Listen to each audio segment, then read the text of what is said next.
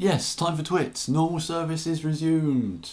After a day of doing, well, quite a lot of video stuff, I'm feeling very good about it all again.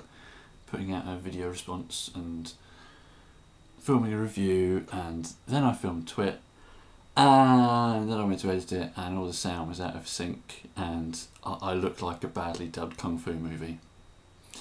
So it's time to refilm it and try and remember exactly everything I said and try and stay as excited about it, because it's a horrible day outside and yesterday was really nice and I thought I'd better do twit because, well, Brentstor said on Twitter that I have exactly 12 new robots to show you, and he is correct. I've counted them. I have exactly 12 new robots to show you. Going in chronological order, as I do, let's start off with this. Yes, it's a Captain America Transformer,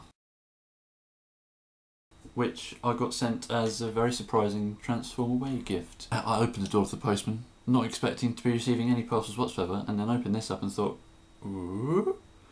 I wasn't expecting it at all. Well, I was sort of, I'd heard rumblings on Twitter of the guy who had sent it to me, who I wasn't actually paying any attention to at the time, asking Brent who would like this for Transformer Way because he wanted to get rid of it, and he said that I might like it. So I can only assume that Brent gave him my address, and now I'm the proud owner of a very nice crossover figure. I just wish that real Transformers had vehicle modes like this. This is such a nice sort of Humvee thing, and it would make such a good swindle if the robot mode wasn't just completely Captain America.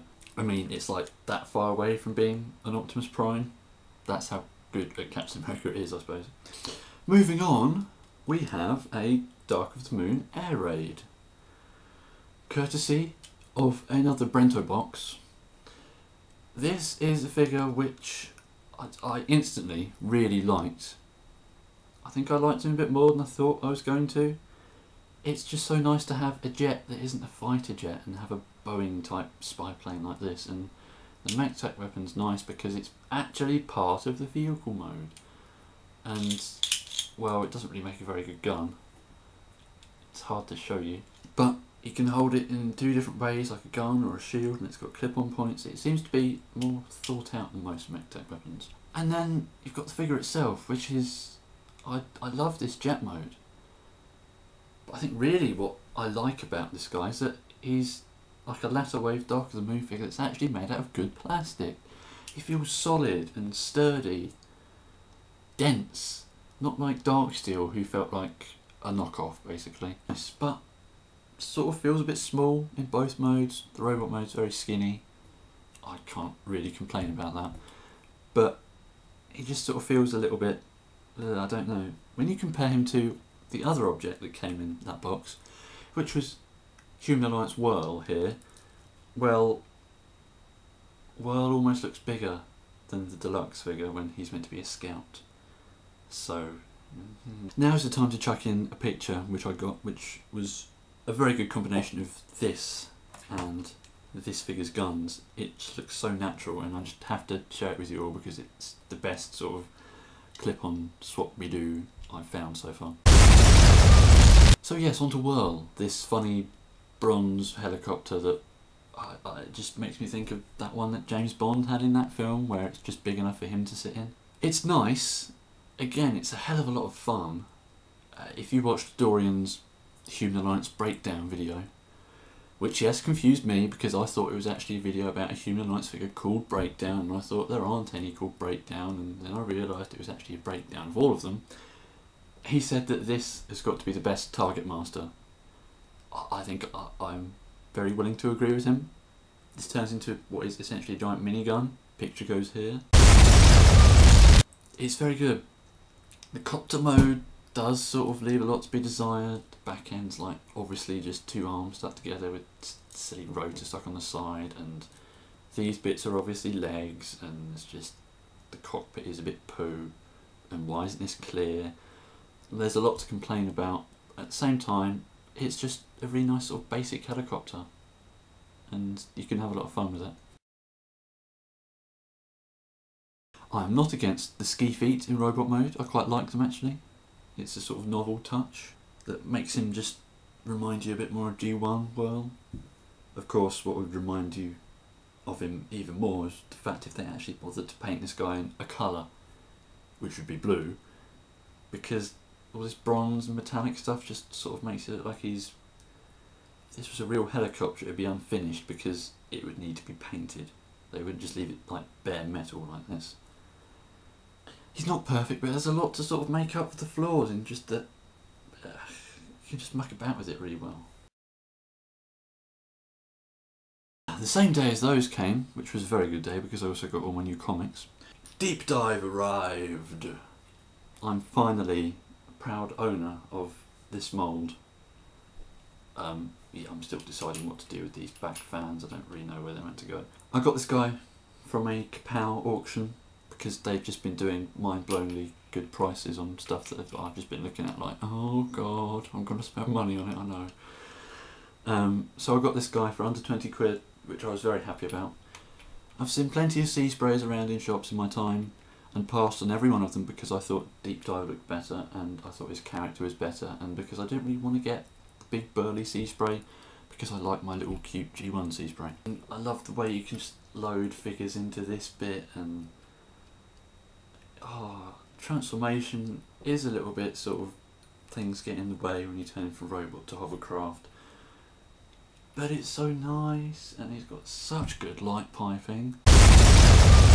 Picture goes here. I can now understand the hype attached to this figure because it's just so well done. Just nice and chunky and clickety, and he's got joints where you didn't really need to put them. The character is something I really like about this guy as well. Just the fact that he just doesn't really pay much attention to what's going on in the eternal millennial war. Just floats out there somewhere, maybe off the coast of Africa somewhere, just floating, chilling, thinking about life, philosophising. Yeah, I can relate to that. It makes the rub sign on his chest fit with the character a bit more because it's more like he's sort of neutral, and if he had to pick a side it would be Autobots, but he doesn't really want to go either way. I do, however, have a couple of minor gripes with him. One is these elbows, which just so, oh god. They don't move in the right place. You're left with all this big strut here, it just looks really thin. And they don't support the arm's weight. As soon as you put a gun that is bigger than this in his hand, it'll just go brrr, and he can't hold it. The same can also be said almost of his ankles. They don't seem to support his own weight. It's quite hard for me to get him to stand up without him just drooping in one direction or another. Bloody hair. So I've got half a mind to sort of leave him in this pose, where he's just sort of lying there, floating, chilling, thinking about stuff. That's what this guy's best for. And now we come to the final bot, which is something which I'm sure most of you have already seen because it's what I did my review of. Little Generations Hoist.